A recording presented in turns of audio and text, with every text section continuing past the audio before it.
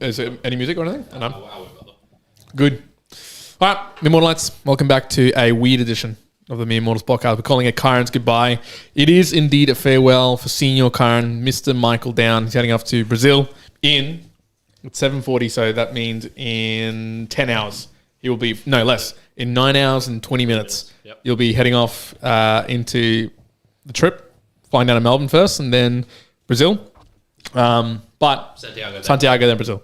So we'd gather around a couple of people. So if you're watching this in the video, good luck to you. This is just going to be, it's wild. If you're on the audio, even worse. You're probably going to just hear like noises and clinking, and that's because we've got 5 people in the studio right now. Obviously myself and Kyrin. Yeah, Kyrin here. Yep. And if you can't hear him for some whatever reason, if you're in the live, this is what happens. Well, we've got Brodie, Mansheel, Stephen, which sometimes we'll be talking about them, so you might know them from passing by and talking with the Mere Mortals. Honestly, I was thinking about how do we begin? So I've been like, tell me about yourself, Stephen. Tell me about... Nah, fuck that, right? We're all friends. We knew each other from high school. We've known each other for 15 plus years, right? So it's been a hell of a long time. What I wanted to start in relation to the fact that Kyrin's about to travel, right, is, I was saying this to Mansheel earlier, just give us the best travel story that you've had so far in your life. I'm going to start with Brodie because, Brodie, you've traveled a lot of fucking time. And you literally just came back from New Zealand as well. So Brodie from Brodieplays, give me yours straight up. What's the best travel story so far? Oh, I can't even think. You should have given me the questions before, so I would have time to prep and think about it. Yeah, I would have been able to go, bang, bang, bang. What's something that's funny that's happened? It doesn't have to be funny. Good. Something good. Yeah, I think good stuff just goes in hand with goes into like. Oh, what happened in Iceland? Oh, I think in Norway, when we went to Norway, we did the Trolltunga hike, which is about, I think it's 25k hike from memory, and it's not like a very strenuous hike, but the views you get at the end of that, it goes over this big cliff edge, and you can see a lake, and then the mountains up on the other side, and that was a pretty awesome hike, I thought. That was probably like a good moment, like a fun hike, it was a whole day that Sam and I did on that. Because basically all the travel that you guys do at the moment, there has to be a hike. Typically, yeah. We're talking about, I was kind of alluding to going to Japan again next year for some snowboarding, so that would be definitely no hiking unless we do. Will that be your second time in Japan snowboarding? Yes, you've been to Japan once. We may just hike up the mountain. I've been 3 times already, so that'll be my 4th time back to Japan if I went snowboarding again. Yeah. Japanophiles. Okay, that's good. Mansheel, you've been once. What? Where? Japan. I've been once. We were supposed to go twice. You have been. No, you've been once. Obviously, we've been on. And Stephen, you haven't been at all to Japan. We're supposed to go in COVID times. I didn't go. Cool. Okay. All right, that's a good one. Mansheel, you? Best travel story. Or moment. Or trip. Yeah. I think so. One of the recent ones. When we went to Tasmania, Jill and I, and it was a really cool experience going around the island. But one of my goals was to go to Cradle Mountain, and so we rock up there. The weather wasn't too good, right? And we go to the information center. It was was it snowing? It was storming. It was slightly snowing and whatnot. And we go to the information center, and all the people walking there was like, "Don't do it. Like, just go for a short hike, and half an hour max, and that's what you can do." So we were talking, and I lost interest, and then Jill was still talking to the guys, and I just went to buy snow gear and like gloves and. Did you not take any? I didn't have that many, but what do you mean? No, and then you had none, or you had some with you, and you were just like, I'm gonna buy more. I was like, the weather's crap, but like the advice was not to do it, but I was like, no, stuff it, like we will do it. Good. So and Jill looked back and she saw me buying all these things. She's like, "What are you doing?" I'm like, "We're going." So we went, and then midway through it started like snowstorming a little bit, and we were probably not prepared, like in terms of equipment and whatnot. But and I think. But you made it back, obviously, because you're alive. Yeah, exactly. And Jill was there, like, we're gonna die. I'm like, no, we're not gonna die. We just keep on going. Sounds like a Mansheel story. Well, if everyone, my Strava profile picture is of me at Cradle Mountain, up at the top point when it was snowstorm. I took my shirt off, my jumper off, and everything, and I just walked through the snowstorm. There you go. Shirtless. It's okay. Yeah, it's fine. Yeah, so you can survive. Yeah, it's exactly. fine. Yeah. I always used to think it would be easy to just walk up a mountain. So, Like walk up the side of a mountain. Yeah, Mount Fuji, for example. People are like, oh yeah, you need to prepare for that or something. It's like, it's what, like 5 hours to get up there or 6 hours, something? It's not too much. Gee, I think I remember. And I never thought about the cold, but I was always like, oh, you know what, the cold wouldn't be too bad or anything. Like, you're just walking around would be fine. Since we did the cold plunge in Total Fusion, I take that back. I will never underestimate the cold again because that was messed up. Have you done a cold plunge before? Well, I have done it, but I remember after you guys had been, I came in and then we went into this session together. I wish I'd been there for the cold plunge because Mansheel won, right? I did. I did win that. He won the raffle. He won the raffle. He won the raffle. Like, he didn't win the cold but plunge. But he won it. No, hold on. I said half an hour there. You were the weakest link, dude. You won. He won just by not by default. He won by luck, like just pure luck. For me, I was gonna say with the cold plunge. So you haven't done it. Oh, I've done them. Oh, no, I've done it at TH7 at West End. Oh yes, Yeah, that hot cold one there. Yeah. Check that. Sorry, I've been talking about it on the podcast, and I won't call the name out. EMF. EMF. Brisbane. EMF Australia. So I've been going there for the last 2 weeks, and I've already quit. I've already said to them, like, I don't want to go back anymore, but I've got 2 more weeks there. And this week is a bring your friend for free. And they do have a cold plunge. That goes to, I think it's 10 degrees, though. So it's not, I think Total Fusion's one we went to was 8 degrees. Yeah. However, it does feel slightly colder than the Total Fusion. I don't know why. But I have found it.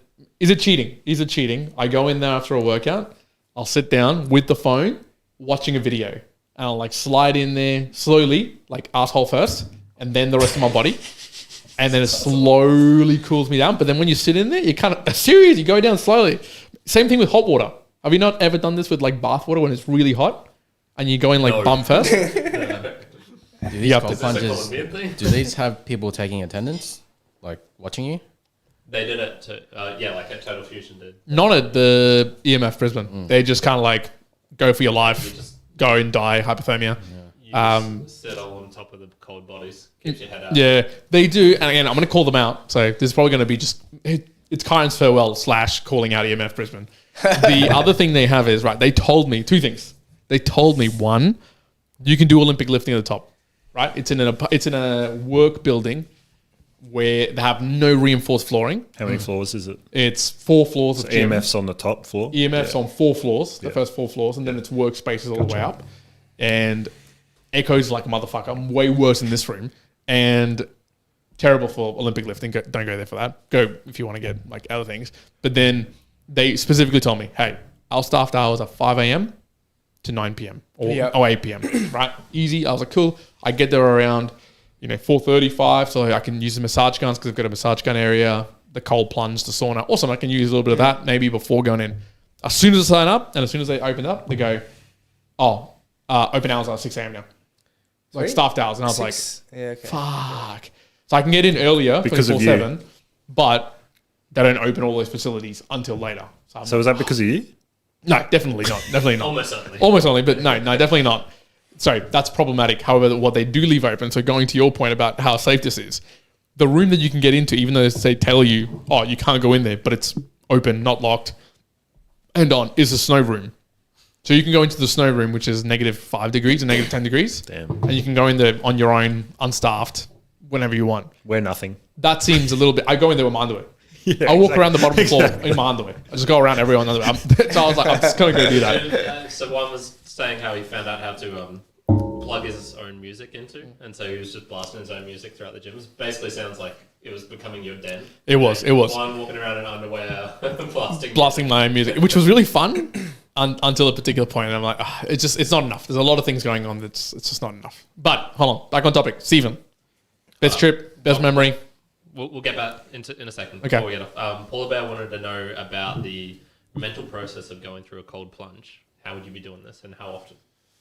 Oh, I mean, let's remove away the physicality of it, of like what the benefits are and whatnot. But mental, I think you just have to be. Well, when we were doing it, did you find it was for me? It was just do it. Easier with friends. Well, one, easier with friends, sure. Two, well, because you're kind of like, oh well, Steven's doing it. He might be 42% body fat, but that's fucking doesn't matter. I can just get in. 42% body fat. Nah, I think it was The numbers. if you have people, it makes it easier.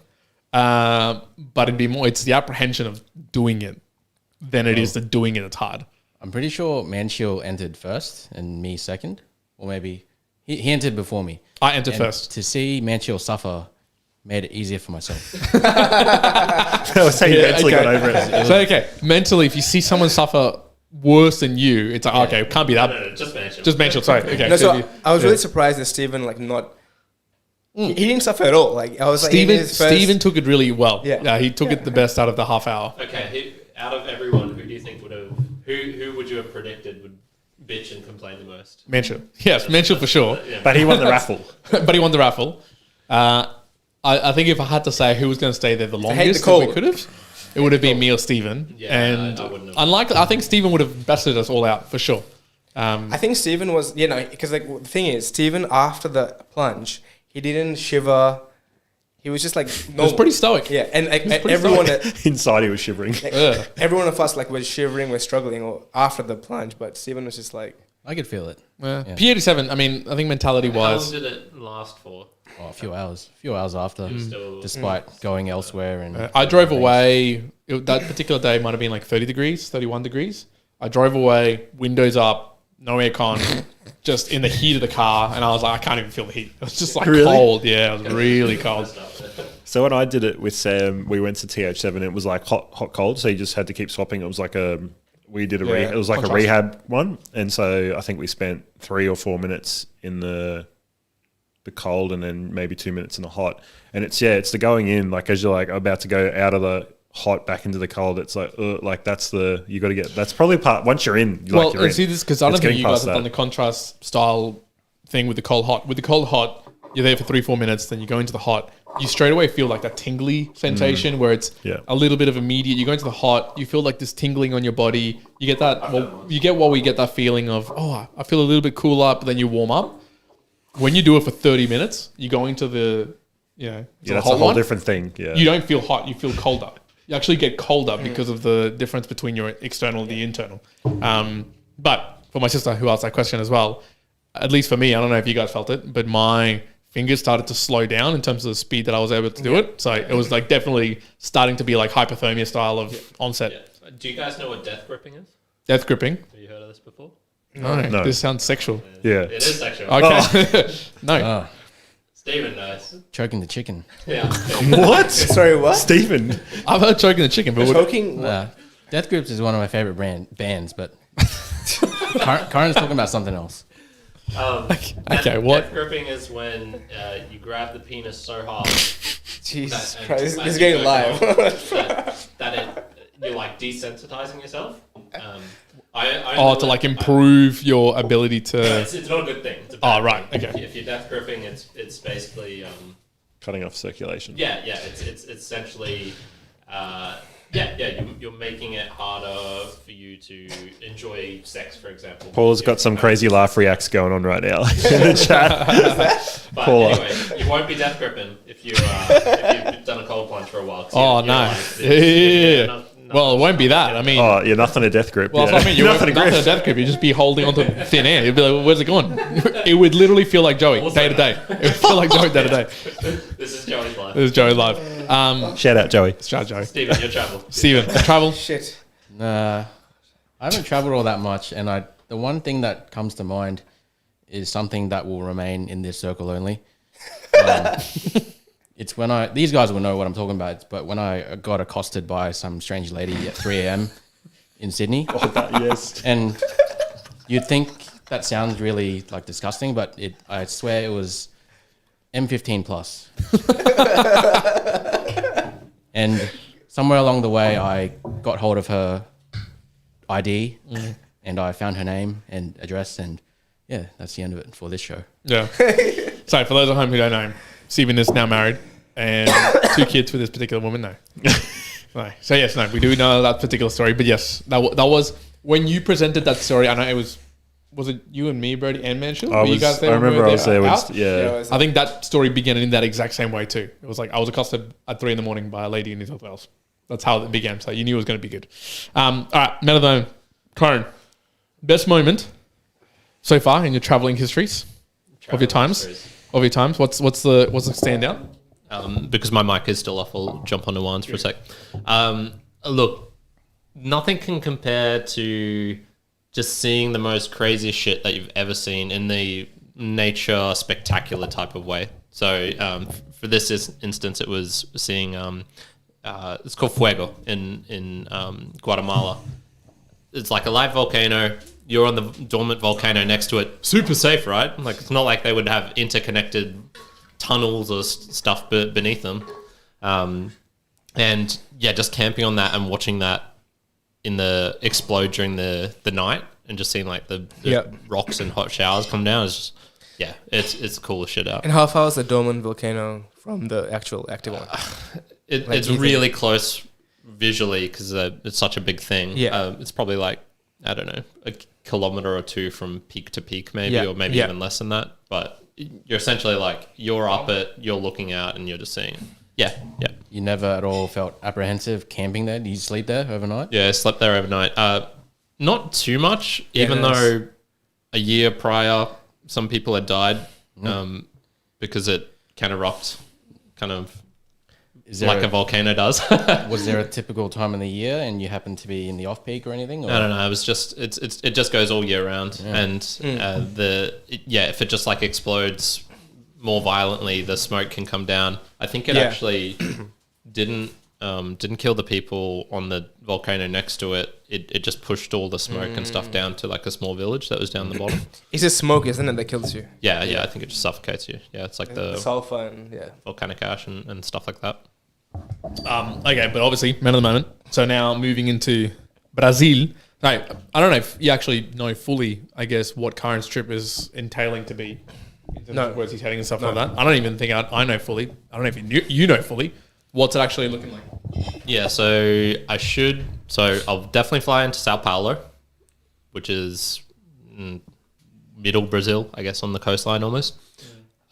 Meeting my friend Lucas there. We're then going to travel a little bit kind of through the interior. And when I say travel, I mean we'll take like a bus to his parents' place, basically. Hang out in his small town, and then we'll head off to Londrina. He's got all sorts of plans. I've been invited to his best friend's wedding. So I don't know if his best friend knows. We'll see. And I'm basically just planning on spending about 3 months around that Londrina area, just maybe doing like little day trips back and forth. Imagine Brisbane, but more in the interior is kind of what I imagine Londrina is going to be like. And I mean, honestly, he's set up so much stuff for me. He's kicked his girlfriend out of her own apartment so I can basically stay in hers and then rent. She's staying with him. Yeah. He's already got like, he trains there. I'm going to be doing a lot of similar stuff that I'm doing here, but I've set a couple of plans for myself to make sure that I don't turn into like Australian Kyrin, just doing the same Australian things in Brazil. So I've set it so that I'm basically not allowed to stay in the apartment alone by myself for more than like a couple of hours at a stretch sort of deal. So I'll if it's like I wake up in the morning, if I want to study or something, I'll force myself to go out to a cafe or something like that. Come back, maybe change, training. I'll go out with Lucas or just be outside somewhere doing something. Come back, dinner. Like I'd rather not cook dinner, but if I'm just at the place by myself, unless it's podcasting stuff, I intend to just make sure that I'm outdoors doing something, whether it be bars, whether it be trying samba or capoeira or maybe a hike. No, not that. Definitely not a hike. Man, God, could you imagine? And yeah, that's kind of my plan. I'm only allowed to stay there 3 months. That's how much the visa allows for. Or I think you can maybe do 6 months, but you have to leave the country and come back, and I just couldn't be asked doing that. Yeah. So I might go to Central America afterwards for a month, and then late July, I want to be in Nashville to be a cowboy. And then... To be a cowboy? Yeah. He's gonna go to Bitcoin annual event. Yeah, so I probably actually won't go to the event. I think I'll be around that area. Yeah, around while the event's on. I'll drink in the bar. Yeah, where everyone's drinking for it, and then some people are tempting me with other offers to go to Europe and other things. So we'll see. Yeah. So is there a return time like on this trip? So basically early August, roughly. All of this is contingent. So there'll be 4 months. 4 months. Yeah. All of this is just contingent on how my mum goes as well. Yeah. If I need to come back, I'll come back. Yeah. Okay. My plan is if I do need to come back, I would rather come back for a bit and then try and re-kick it off again. Yeah, but gotcha. Once again, that'll all just depend. Yeah. So, only sing in Brazil, in South America, or going somewhere else there? Just Brazil? Probably just Brazil. Yeah, I don't really want to see any of the other places. Anyways now. Yeah, I mean, it would only like Ecuador, Paraguay, Uruguay, and then some of like the really small one, Bolivia. French Guinea and Suriname. I just don't really have an interest to go there, so I probably won't. French people. That's just what happens. You're French. And you're still doing like Meanderings podcasts and stuff from there? We're still going to be 7 p.m. Australian Eastern Standard Time, which we do these ones, is 6 a.m. in Brazil. So obviously, Kyrin, being weak as piece of shit, will not be doing can't that. wake up. He will not be waking up at that no. time. So we might shift it back a little bit, which means it shifts me back a little bit. Which, of course, then it makes. Are you going to do it live or pre-recorded? Live. Yeah. I think we're trying to do a lot more. Like, obviously, we're doing it live right now on YouTube, but we're trying to do it more and more on live on the podcasts, like on a podcast player. Yeah. Not Spotify, not Apple, but all the other ones would let you go live. Barry actually sent an email saying, "Hey, so you went live, so I had some problems and stuff like that." So we've got people who are wanting us to go live there. So we'll try and go live more in that particular area. So that'll be it. Here's another one going around. I should say it wasn't Barry's fault. It was definitely my fault for everything. Also, there's currently 6 people have liked it and 9 people watching. So if you're watching, drop a like on the video. Okay, there you Helps go. the algorithm. Helps the algorithm. Yeah. Tell me, Brodie, of algorithm, right? So for those who don't know, Brodie does a Pokemon show. Would it be called Pokemon? There you go, Brodieplays. He does got a t-shirt on. Didn't you notice? He was wearing it before. Yeah. Brodieplays. So Brodieplays on YouTube. If you haven't checked it, check it. What have you found, I guess, learnings in terms of getting a little bit more viewership? Like, do you try to find the algo in terms of, hey, this is kicking off, I should probably do more of this? Yeah, okay. So I've been doing the Instagram since late 2021. So I kind of, it continues to change, right? Both on YouTube and Instagram, it changes all the time. But on Instagram, I found, and it comes back to anything in life, is being consistent with Instagram and with YouTube. Like if you're posting every week or every couple of days, whatever it is, have like if you can have a set time that you post stuff. Like I try to post on Instagram. It's a bit easier to post on Instagram every few days. The YouTube, I'm trying to do Tuesday videos every week and trying that out at the moment to see how that goes. So like every Tuesday night or afternoon, I'll drop a video. But in terms of the algorithm, I guess thumbnails on like Instagram versus YouTube, YouTube's very like clickbaity, I find. Yeah. Whereas Instagram's, I don't know, I feel like you can interact with people a lot better on Instagram. Yeah. As opposed to YouTube. Agree. So you don't have to be like, you can be a lot more authentic. You don't have to be like trying to drag people into a video. It's like, oh, this, like, watch this before doing this, or like the truth about this. Like you try to pull people in with these taglines. Like, yeah, it's more of an interaction. It's much more on YouTube. Like it's a very, yeah. And in terms of trying to play up the algorithm, it's doing stuff like that, trying to be clickbaity, I guess is, and it's not, it's not like as authentic, but but like it relates back to the video, but you know, some stuff's really clickbaity where they'll say this, but you watch a video and there's nothing Do you have at any all. Pokemon tattoos? Is a question we've been asked. No, I do not. When is Will the you Pokemon? get- When is the next tattoo coming? Will you get? If I had a Pokemon tattoo, it'd probably be like Tyranitar or Dragonite. It'd have to be a Tyranitar. Yeah. Tyranitar, Obviously, come on. like, Yes, let's do the this. shirt Yeah. Shirt's got Tyrannosaurus and Dragonite. So, Brodie, I have a question. So, your channel, your channel is Pokemon cards, right? It's more around Pokemon cards and things. But I have my question is specific because I used to play Pokemon cards when I was younger. Yeah. And it was really popular back then when you were a kid, but it sort of dropped off a little bit. But now we're seeing a resurgence, a little bit. So, what do you think is driving that? Like in terms of the playing of the gaming cards? I guess the playing and the popularity of collecting it and you know what I mean? Because I don't know how many years ago it sort of researched a little bit. Yeah. Steven's bought cards of Brodie. One card. Thank you, Steven, for your support. Card. So, what's I think so obviously the 2020 COVID happened and Logan Paul happened. People couldn't get out of the house. Everyone was stuck at home. People started ripping packs. And that is dwindled, like in the last, especially since like interest rates have gone up, like everywhere economic conditions are quite bad. But I think it's still pretty healthy compared to like it's come down, but I think it's still pretty healthy. There's quite a lot of demand to collect.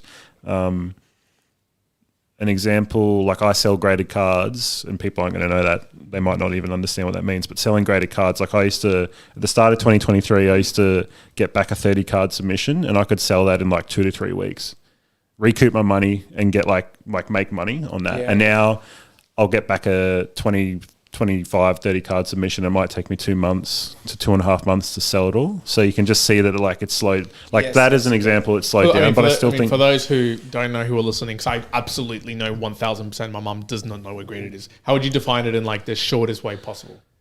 So there's companies that authenticate Pokemon cards, and they'll give you a grading on a scale of 1 to 10. So based on their quality. Based on the quality, the print quality of the card. So if you've got one of the biggest companies, PSA, does like over 1 million collectibles a month. So they're probably the biggest. So if someone says, I've got a PSA 10 Charizard, it means it's rated in the highest graded PSA in a 10. So...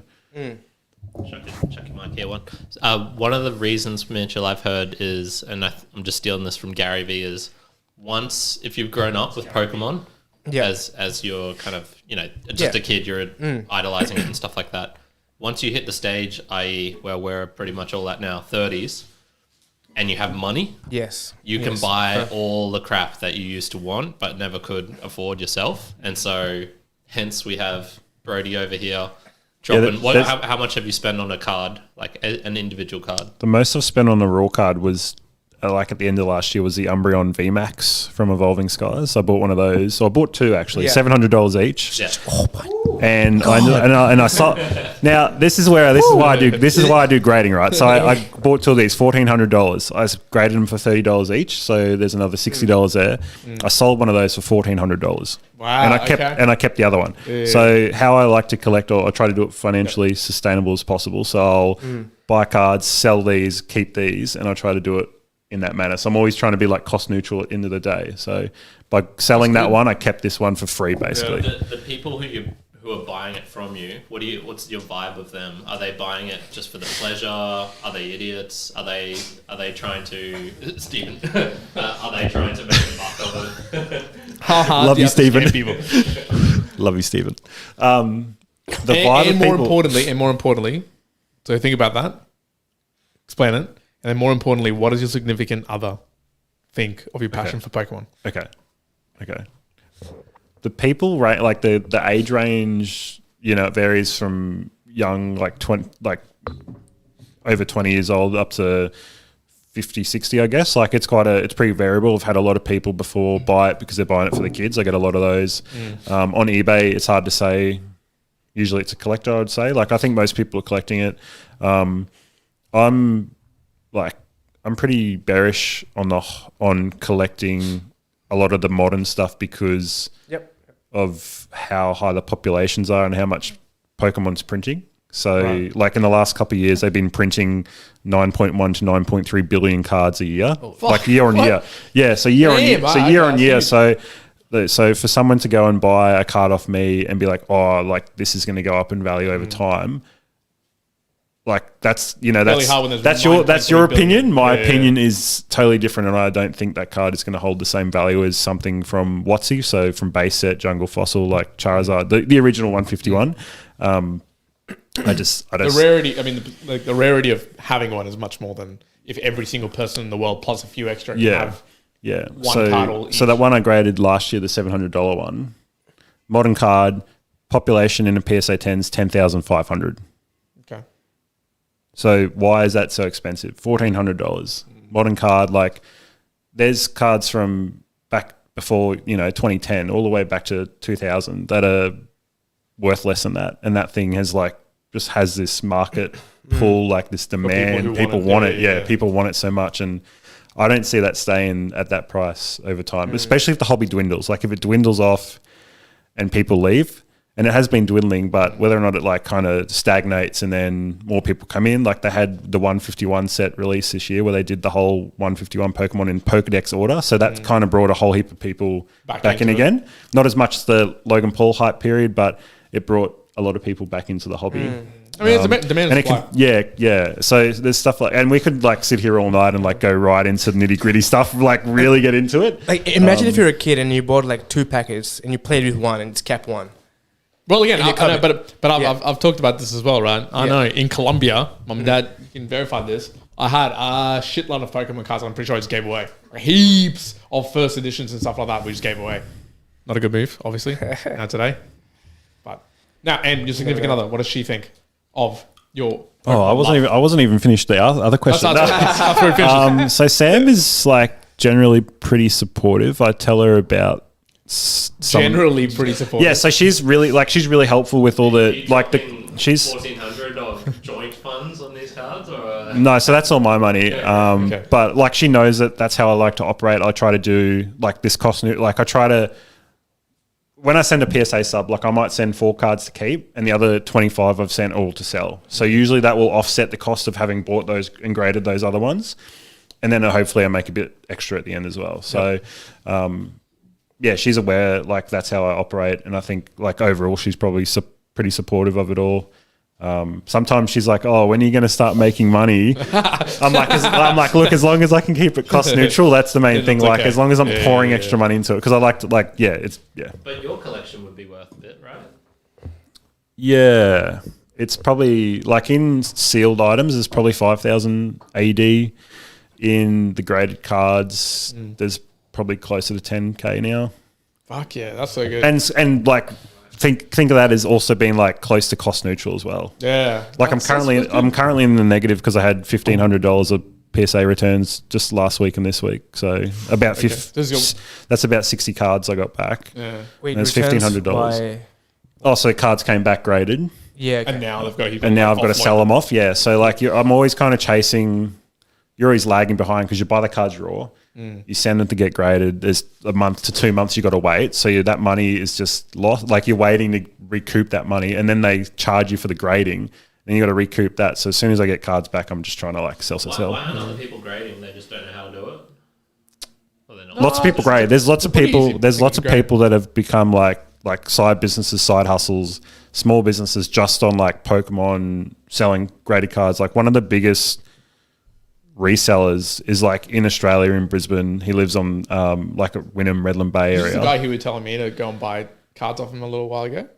No, that was a different guy. Yeah, so this guy he's got an eBay. I can bring up his eBay store now, but he's massive. Well-known guy. He is. Yeah, he's huge. I think PSA itself, grading is a hard thing. It's just the fact that you have to wait. You have to wait. You have to send it off. You have to come back. But speaking of Pokemon cards in the terms of things going up and things going down, I was going to be super transparent.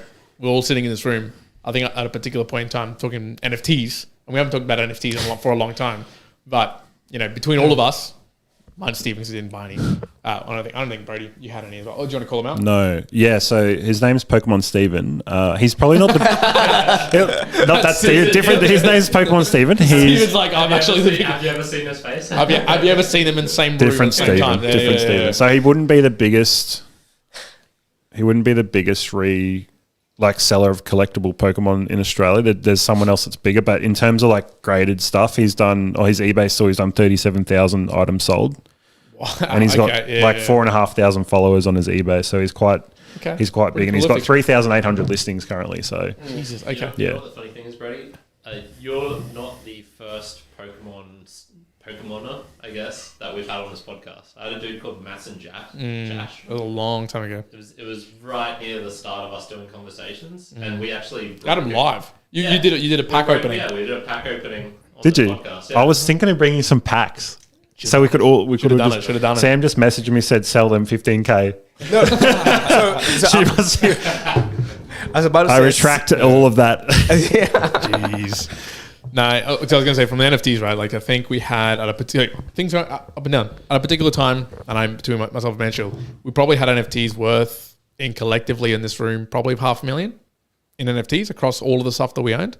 That is how much? $500,000 easily. Dollars. Yeah, easily between us. I hope Sam heard that. That's gone. Should be like bad one. Way, and I know my partner upstairs knows this very well. That's gone way down, way like 95% down, easily down, right? To the point where Kyrin's been buying. Our investments have gone down that much. No, They went up and now they're back down. Correct. Yeah. They were at that peak again. So it's like one of those where like they peaked. Yeah. And now they're back down to I'd say we're up a little bit. We're up a little bit, but it's no in NFTs. No, no, just not mentioned. We're definitely not up on NFTs. Maybe crypto or Bitcoin and stuff like that. I'm up on NFTs. Me personally. Which ones did you get? Husky, bro. Oh yeah, I think you have some of my Husky. So Dimelix is in the chat. He's the guy who got a Husky tattoo on his leg. Yeah. Which is crazy. Mansheel over here owns 5. Juan owns 1. I own 420 something. How much have they gone up by? Like 5 ADA. It's not much, but but collectively, it's a good race.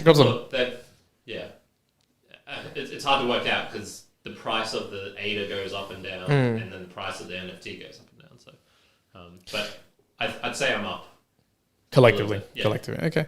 Which therefore you two are as well. Steven, do you collect anything apart from gym memberships? He has a PSA 10 Sudorudo Japanese from Clayburst.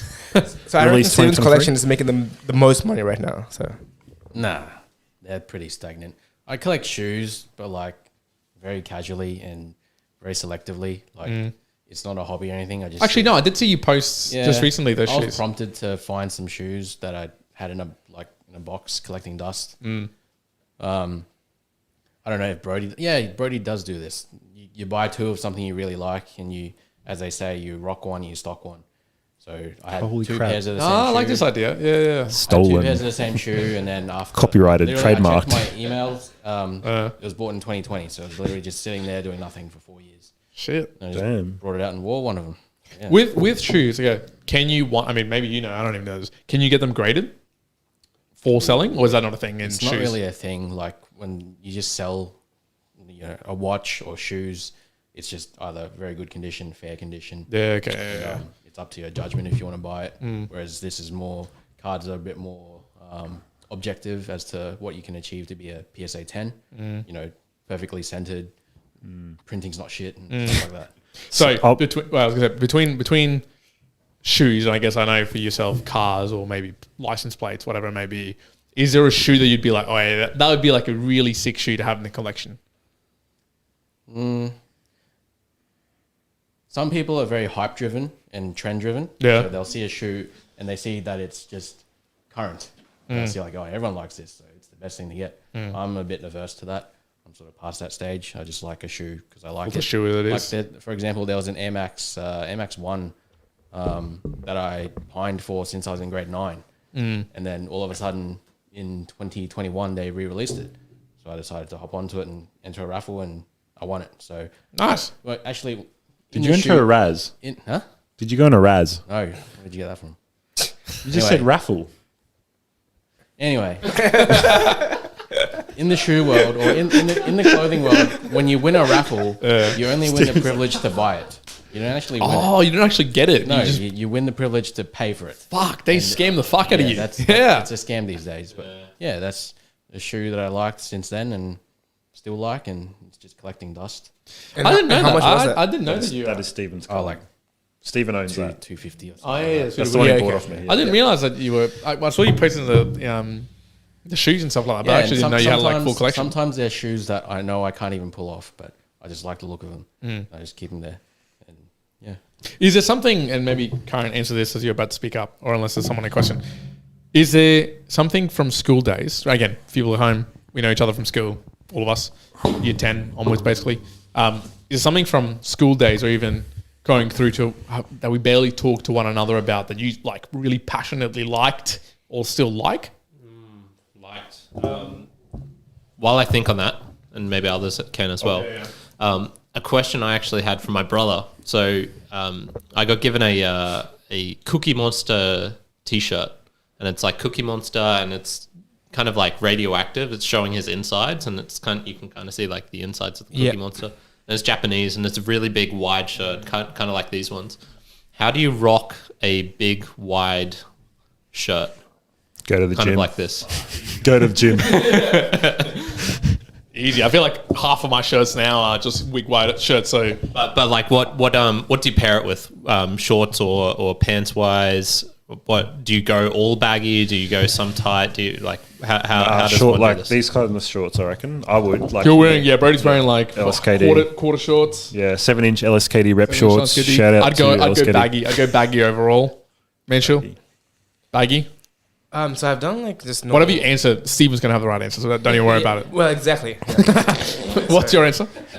No, I've gone like pretty, not like skinny, but like sort of normal jeans and things with like baggy T-shirt, and I think it works. That looks good on you. And then you wear like a nice sort of shoes. Like I'm going to compliment Mansheel for a second here because I never do this. Right, folks at home, he hasn't heard. Oh, thank you, Juan. Since I dropped him at high school in year 10, playing rugby on the floor and concussed my head, yes. and concussed him. This is the first time I'm going to give him a compliment. But I remember seeing Mansheel out at a time and like after office hours, and you were wearing a jumper with your like work shirt underneath and like the pants, and I was like, oh fuck, that's a dope fit. I need to like recreate this. This is good. So I think I started wearing something like that because Mansheel wear it. So there you go. I mean, he was wearing vests back in the day. That was You were West long time ago. Yeah. My jackets and things. But the real is, Steven, how do you rock a large white shirt? This is subjective because Like an oversized shirt. How do you wear an oversized shirt? I wear like short shorts. That's sort of on trend at the moment. To wear baggy upper, tight-ish bottom, but that just harks me upon like current untrends, if you could say. I mean, we're sort of on the fringe of a generation at the moment, Gen Z taking over us, and you guys might recall recently like Gen Z shitting on everyone wearing slim-fitted pants and baggy pants are the go now. So whatever you think looks cool now, it probably doesn't look cool to the greater young public at the moment. Yeah. Now, if you've been uncool since the beginning, Current style. What may you do? It might be a cycle. You might become cool. Okay, yeah. You know, that's one of the things as well with Steven. I don't think there's been ever a time that I've ever seen Steven and gone, he isn't like dressed very well. It's always either on point or weird enough that it fits a Steven trend, and it's like, oh, that's cool. That was a good outfit. Whether it's your leopard print tops, the shoes you wear, the yellow shirt with the smiley face on it. There's always something that's like, yeah. Steven's like one of those people. So right now you literally cannot see Steven on the video, right? Because he's kind of cut off. However, I think in another life, if Steven was popular, he would be one of like the tabloid, how to dress to impress type of deals in LA. Like there's probably like a counterpart of Steven in LA right now doing the same thing Steven does. Taste and timing, which is really, really hard to do. I got a hot take. I think Steven could actually be a model. No. Legit. I got a better take. Less a model, but maybe. I won't judge that directly, but indirectly, I will judge. I reckon if Steven wanted to, but he probably wouldn't. I've talked about this with Joey. He would probably become one of the better comedians there could possibly be, just because he doesn't really care about that. The way his delivery, I'll back that take. It would be a very. Steven makes me laugh every time. Yeah. I think if he tried, it wouldn't be good. But if he didn't try, exactly. It's always when he doesn't try. And it's like, who's that? God. There's an Asian guy in Australia. I think he's living in America now, and he's got like the longer hair. Do you know his name? I forgot his name. I think I know who you're talking about. He wears glasses. He wears glasses. Yeah. He is so funny. He is so funny. Someone on the tube, tell me. Who's that? Who's this guy? He is so funny. I've actually seen him in the show. He is. Have you? He's like he's got the same like that same. Just pulls away the microphone. He's got the same. It's just like Steven is the same as that guy. Yeah, okay. No, that's pretty The same dry humour. It's different though. It's different. Do you? Okay. Sorry. I can answer your question from before. I'll go with that. So the question was, what's something that you're passionate about that the other people in this room might not know? I don't know if you guys know this. Yes. What's his name? Aaron Chen. He is so funny. I used to read/watch a lot of anime and manga. A lot. Which ones? I had no idea. Which ones? I had no idea. So I started off with like the typical, One Piece, Naruto. Sam did comment and just said Aaron Chen. Yeah, she knew who we were talking. Thank you. So I used to mostly watch them. And this was probably like around late high school, early uni days. Yeah. And then you kind of just get bored with them. And so I started reading more just because it took too much time to watch the, and like, of course you start off with the dub stuff and then you find subbed and you're like, I can't get back. Like this is disgusting. If you listen to dub stuff, there's something wrong with it. Here's the thing though, just for the record, Golden Boy, the anime, it's a very short series, maybe 8 episodes long. It is the best anime series in the world, and it is one of the few animes where the dubbed version is superior. To also complement that, the Hellsing Ultimate, I think it's OVA, which is like Alucard, like it's vampires and Nazis and stuff like that. The English dubbing of that is fantastic. That's the only one I've found, and also very short as well. I don't think there's many episodes. And Dragon Ball Z, yes. Squeaky Goku was hard to listen to. So my brother watches a ton of anime and has like manga. He buys still and like just leaves them in his bookshelf, and he's gonna read it at some point. I don't know when, but I think Berserk. Have you heard of it? Yeah, I've heard of it. One of my favorites. Yeah, I got into Berserk. I got into Kenichi, History's Strongest Disciple. Mostly fighting type ones. No, wrong one. Side note: BGS is now grading manga books. By the way, that's an American grading company. There you go. That's strange. Yeah. Do they grade a certain amount of pages? Oh, I'm not sure. I think they grade all of them, like depending on the page numbers. Yeah. But that was kind of my thing for a while. I still kind of read some stuff. Usually it's just ones I identify with. One Punch Man. But yeah, there was a while I was getting into some kind of like even weird ones. There was one which was a time travel one. Something Gate. Steins Gate, which was like a time travel. This guy that they're trying to figure out what time travel is, and they like go back and do all these weird things. It's kind of like watching Tenet. You have no idea. You kind of think you know what's happening, but not really. So yeah, that was my secret hidden the manga. Yeah. Okay. Yeah. We had no idea. I had no idea. Kyrin was the biggest weeb. There was mine one. I don't know if mine was like super well known. I know my family know it. I know my sister definitely knows it. Because I used to. Probably until like year 10 or year 9. I was like a massive wrestling fan. Huge wrestling fan. And in fact, I went back and found this email randomly, right? And again, this is back when you were like super young. I don't think anybody knows about this. I emailed a wrestling gym in Atlanta in the US when I was 14 years old, being like, hey, I'm kind of come over. No way. Coming over. I'm going to go train. You were telling let me know how to do it. When you were 14, I'm coming over. I was 14, yeah. They sent me through details and whatever. I remember they sent it back because it was like, oh yeah, you have to send through $1,000 or something, and then we'll get you in. It's 4 weeks. And of course, it didn't happen, right? But I was like, man, at one point in time, I was like, this is going to be so good. My sister knows this for sure. Pretty sure my parents I know. We knocked ourselves out easily so many times at home, right? On tiles, we would do flips and knock ourselves out and use bean bags and crazy stuff. Anyways, it went away for a long time. But going back to your point of things resurrect again, now you're like Dwayne Johnson going back into it, and I think the WWE have become like all of a sudden they're making like the most money they've ever had. That's incredible. Ever watching, and it's like holy shit! All of a sudden, it's like they're everywhere. Things go. WrestleMania isn't this weekend. Yeah. And weirdly enough, right? So our good friend Joseph, Joey. You guys wouldn't know this as well. Dude's a fucking massive fan of wrestling, massive. And you had to, I had to like, kind of like pull it out of him. But here's a funny story on behalf of Joseph that I'm going to retell here. So I was down there in Canberra not too long ago, and we're watching some footy. We ended up playing some darts. I lost to him. I'm going to call it out. And we were drinking quite a bit. Typical. Then we started watching some wrestling, and all of a sudden he came out. And I don't know if you guys know, but there's a guy called LA Knight. So there's a guy LA Knight in wrestling, right? Yeah, okay. And his particular catchphrase, whenever he says something, it goes, yeah. I go, yeah, whenever he finishes off something. And if you watch Joseph's skits of comedy, he says that in every single one of his skits. He sent to me, I was like, oh, re-listen to this.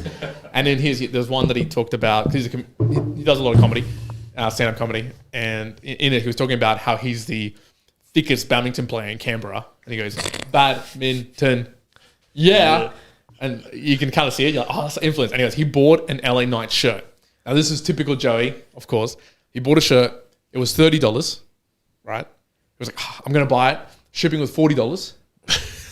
And he's like, oh, fuck it. I'm going to get it. It's cool. Like, it's an LA Knight shirt. He bought it. He didn't realize that it was in American dollars. So when he ended up paying for it, it was 140 Australian dollars to get the shirt. And it was a blue shirt with an L and an A. I was like, so bro. Anyways, I made him wear it out for our breakfast on Saturday morning when we were smashed. So, anyways, that's Joseph's story. But anyways, that was mine, wrestling from back in the day. Go Mansheel. What's this? What's something from school that maybe we didn't know about that you were like, fuck, I was really into this that you guys didn't know about? Kyrin was manga. Ooh, I got a good one. Hey, that I didn't know about. No, yeah, Brodie. Yeah, so they say you never quit RuneScape, you just take a break. Oh, no way. So mine would have probably been RuneScape, yeah. Okay, with Matt's yeah, but like that's like the whole saying, like you never quit, you just take a break. I was always like, I played it all up until like into university on and off, like little bits here and during. I remember playing during school because it took off again. Like primary schools when it came out. And then I remember like everyone used to play, like Jeff used to play, Douche used to play, Hollywood people used to play at primary school, and then like Nock used to play, Trung, all those guys. And then I used to play on and off in high school, and then like even into uni. I haven't played in a couple of years now, but yeah. Oh man, I was a massive gamer. Yeah, RuneScape. I was a massive gamer of things like Skyrim, Morrowind. That was fun. Anything Elder Scrolls, Halo, man, I would dump hours. Again, man, blessed be my parents and what I did. I used to play easily 2 in the morning, 3 in the morning, Call of Duty, Modern Warfare 3. That was my brother. I was in a clan. I had to maintain a kill death ratio of 6. Oh my God. And I was in there hours and hours and hours and hours. I think it's probably where I built up my tolerance to not sleep, because I would have easily, through school and uni, would have slept maybe 3 hours, 4 hours. And I was there. Yeah, that's a high KD. Yeah. I can't remember if it was FaZe or what other clan it was, but I remember I would be annoyed if I would have a game, like a night game, and I would lose one game. Like, that would be annoying to me. I'd be like, no, I have to keep going now until I win like 5 in a row or something like that. It was pretty like insane. How old were you? I can't believe that. This was like school days, high school days. Yeah. So, anyways, Mansheel. Nothing was that extreme. Like, honestly, like I think you guys don't know everything. Like Dragon Ball Z, Crash Bandicoot. Can I just say, just quickly, with Dragon Ball Z, right? Yeah. None of you have kids. I have kids. Yeah. I have a kid. And I get worried. I get worried in that my youngest, she's going to be growing up in this world. I'm like, she's not going to have things like Dragon Ball available. You have to make her like, how is she going to power up? How is she going to feel like powering up? Chuck it on the TV. I've got to do that because all that kids see now, it would be like, pet the sheep, Bluey. Bluey, yeah, I was going to say Bluey, yeah. Bluey, well, and Bluey is fine, but there was, I'm being straightforward here. There's been a couple of shows where both me and my partner have had to like watch and be like, man, this is like iffy at best type of content. I'm like, I don't know if you need to get a plush of a Pikachu, Squirtle, Charmander, Bulbasaur, put it in front of V, and then put it on in the background. The anime start from episode 1 and just let her pick. There was a meme. There was a meme that I was watching, and it was like, this is how I grew up, and it was like Cell holding Gohan, like bam, bam, bam, bam, bam, bam, and then Goku like smiling, like yeah, he's gonna come back. Yes. That's what I need. I feel like I've seen that one. I semi became disciplined by Dragon Ball. My mum is watching, by the way. Your mum is watching? You wanted to say that it is so far hilarious. Hilarious. Shout out Kylie Smith. Kylie, thank you very much for tuning in. Wait, before Dragon Ball, before you go do it. To the point that I love Dragon Ball. Not maybe I didn't love Dragon Ball. My family unit loved me watching Dragon Ball so much that when I was in Colombia, you couldn't really get Dragon Ball that easy. Colombia, right? Yeah. So my auntie would record Dragon Ball for me so that I could watch it at the predetermined time. And I remember, I'm pretty sure this is correct. I was supposed to be watching my Dragon Ball, and then 9/11 happened. And I was like, what the fuck is this? I'm supposed to be watching Dragon Ball. Exactly the same thing. Yeah. You were watching Cheese TV. Yeah. I was watching Dragon Ball at that particular time. Yeah. I was like, God damn it. Where's this? What's these towers for? What's your favorite era, like, of Dragon Ball Z? What was your favorite? I think it's the Frieza saga. I think the Frieza saga. Yeah. Okay. Nah, Cell for sure. Yeah. When the dick injects into other people and sucks them out, dude. Yeah, that so was succulent. the early part of Cell Saga when they've got like, I just remember that episode where they go to that island because they're expecting something to happen, and they've got the clown android, it could be like 19, and then Dr. Nero is also an android there.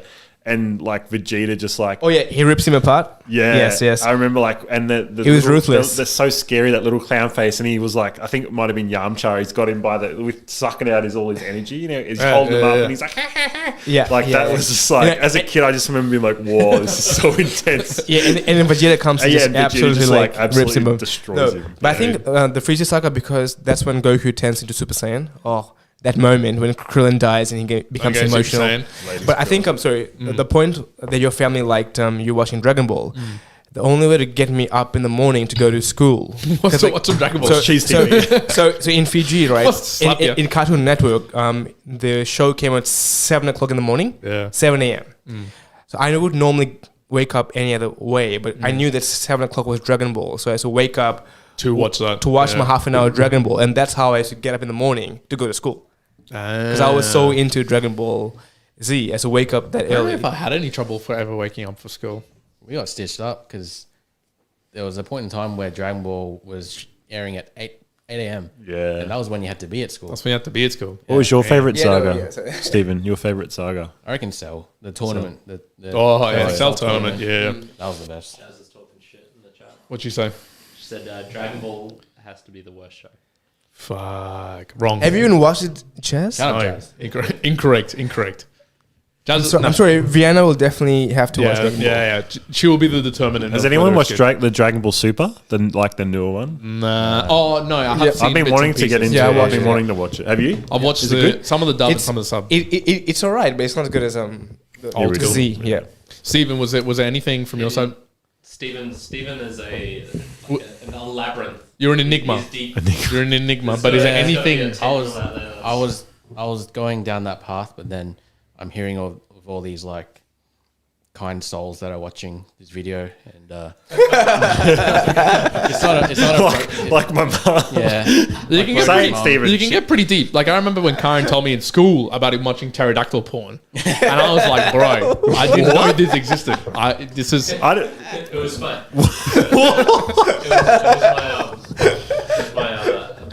Quickly, Stephen, say something. No, mine was slightly less depraved than that. Okay. Can I justify this? Before he goes to Brazil, he'll get to Brazil. It's the last ep before you go. There's even better stuff in Brazil. Oh yeah, exactly. So my next door neighbor Ty, who was a great and also terrible influence on me. I smoked my first cigarette at the age of 9. Is this at your current family house? Yeah. So my next door neighbor, and he's still there. No. He'd moved out a long time ago. Yep. But he was 4 years older than me, but he was like the kind of like one of the cool kids on the cul-de-sac we lived in. So I would go to his house all the time, and we were really good friends. And I'm sure he showed me first cigarette. I'm sure it was first porn. I'm sure tons of different things. And he one day he's like, Kyrin, you have to come check this out. It's very, very short video. I'm pretty sure it was only like 10 seconds long, 15 seconds. And it was like a lady. If you've got delicate ears, now's the time to tune turn out. down the volume. 60. Yeah. Everyone will get home. and it's basically a girl kneeling down, and then there's two guys next to her with erect penises, and they are wearing pterodactyl kind of like outfits, costumes. So they've got their hands as wings, and she's finishing them off to completion. And as they are ejaculating, the pterodactyl beaks open and are like,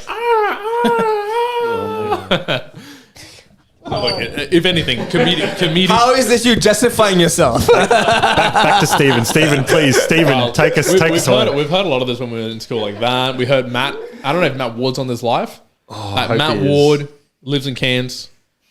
Into robot porn. Matt Ward. That's what he gets for not watching this. Stephen, what's the enigma of Stephen? What were you into back in the day that you were like? Well, no, this just reminds me of an unrelated story. Okay. Somewhat related. Brodie might know this guy. Do you remember Darren Morgan from primary school? So this Darren Morgan, he was a little ranger, and his parents owned a pet store.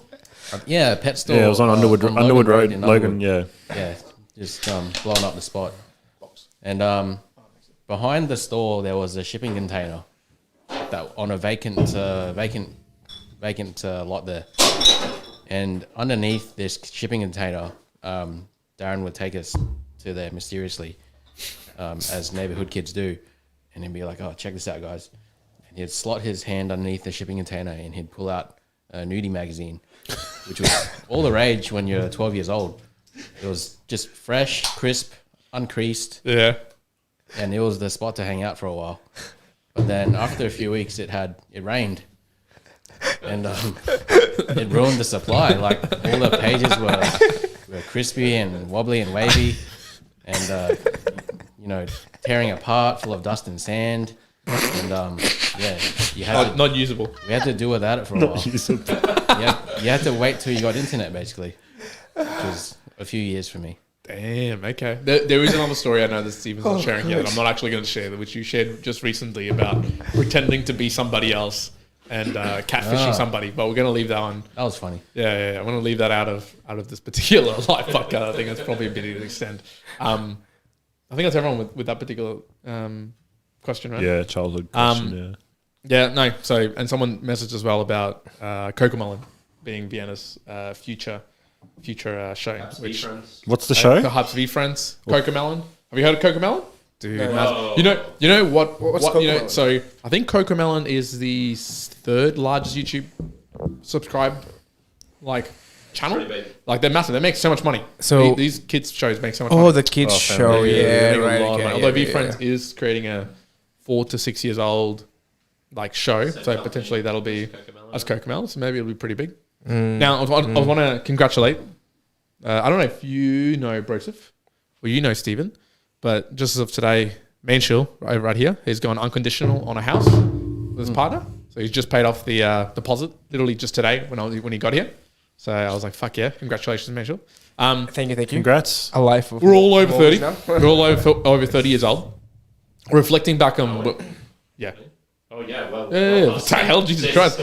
Knowing Mansheel's going to be 33. So looking in, back where we were... You have to say that. When we were 15 years old, right? I heard this thing be said, which was kind of sad. I actually listened to it and I was like, it's kind of sad. And then Jazz almost teared up about it. And I was like, damn. It was basically, you once said that what you now have would have made you happy. Or something to that. Like, the things that you said that you wanted to happen or achieve was going to make you happy. And that's already gone by. Why aren't you happy? That sort of statement. Is there something... That's a bit sad. Yeah, it was. I was like, fuck, man. So you think about it, shit, I would have thought, when I was 15, oh, man, if I had a house, I'd be freaking amazing. Is there a thing, if you reflect back of being, when we were in high school, where you are today, is it very different to what you would have thought? Is there things that you would have been like, oh man, looking really back on it now, reflecting on it? I think when I was that age, I really wanted to do X rather than what I'm doing now. And then beyond that, does it reflect to, shit, okay, I'm in this path right now, but I might change. Like, it's still time for a change. I might look at doing X into the future. So I'll go first, so you guys can have some time thinking. I'll go to you next, Kyrin, because it was a pretty good one. I think mine was I want to be in the professional world, kind of similar to how Mansheel went through. I was thinking, yep, I can nail this down. No, well, at the time it would have been, I want to do engineering or physics of some kind, following Mr. Raju's steps. I'm going to do something around that space, become really good, probably get into bridge engineering and just be a worker. I think be a good worker, like a senior manager somewhere. And now you know, where I am today is very different. It's probably not exactly where I am. In fact, when someone asks me what I do now, I kind of have to stop and be like, fuck, I don't even know how to answer that anymore. Which is similar, I think, now to how you answer. I'm not actually sure how I would answer that question of what do I do. I'm fucking so glad that it's different to what I was 15. Like, I'm so glad of where life has taken me now to where I would have thought I would have been when I was 15. Yeah. I think for sure. What about you? I always struggled looking out into the future and being like, oh, what would 32-year-old Kyrin look like? And then what would he want and things like that. So I never felt any realization of like, oh, I've reached it or I've made this or anything. Because there was never anything to reach. It was always just like a grey murky thing. I got an insight just as you were talking onto the you have what you want, you used to want. Why aren't you happy now? One of the things I used to really, really not like about myself was how skinny I was. And I've got to find this photo. There's this one photo of me that I think it's on my mum's computer somewhere, where it was me at 15, I would say, like long hair Kyrin. I don't know if you guys knew this, but the reason I grew out my hair long was because Bryce Murdoch once compared me to Brendan Maycock, and he was like, "You guys look the same," because we had hair. Our hair was like short and curly, and I didn't want to be like Brandon. So that was the reason. That was the only reason I grew my hair out. Does he listen? I don't know, maybe. And then when it was like, and then when I wait, let me get a photo. Sorry, we got distracted by Mansheel pulling his cable out at me like, is this a bad thing? Yes, it is. It fell off. Yeah, that's because you're grabbing it like this, man. So my learning was, and yes, I'd love to find that photo sometime. And essentially, I was almost anorexic as well, like really, really skinny. Another cool. No, I never weighed myself back then. Not for any reasons. It was just didn't. One other core memory I have was Jeffrey coming up to me one day and being like, he would get his like big paw hand. He was a big guy, for those who don't know, and he wrapped his entire hand around my bicep, and he could easily do it and like touches his thumb to his middle finger, and he just made like some comment, and man, it made me feel so weak and so small. I hated it. So going to the gym, getting into that, building some muscle, and now it's like I look now how I wish I would have looked at 20 or 15 or something like that, and I'm not happy for it, but I'm not depressed about it. Yeah, I'm just content about it. And I think that's an okay thing to be, where it's like, if you get the thing that you wanted, you don't actually have to be happy about it. It's kind of hard to be happy about, like, waking up in the mirror in the morning, looking at myself, and be like, I'm fucking jacked, looking at myself. That's what Juan does every day when he wakes up. I imagine he does. That's Juan energy, but that's not my energy. But I can look at myself in the mirror and not be ashamed and feel weak and things about that. And then it's just like the problem is other bullshit comes in. It's like, oh, now I'm 30 and I'm not married and I don't have kids or whatever. And it's like, you just got to fight those battles because they just keep coming up. Yeah. I mean, actually, I was thinking about this. Like, if you look around the room right now, right? 4 of us have partners. Kyrin does not.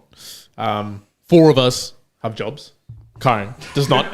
Yeah, but you and Kyrin. No, but what it struck me sometimes is the thief of comparison taking away from the comparison of what you were young, and I guess that's where I was coming with that question, right? So a lot of the times now, you know, you could very easily go down to the fall of like, oh fuck, like myself, cool, bought a house, have the space, have a kid, and I'll be like, Kyrin's traveling a lot. You know, you're about to go on 4 months of traveling. It's like, fuck, that'd be good. You just came back from fucking travel. Steven's got a shoe collection. Multiple fucking gym tags. One's literally traveling in a month's time.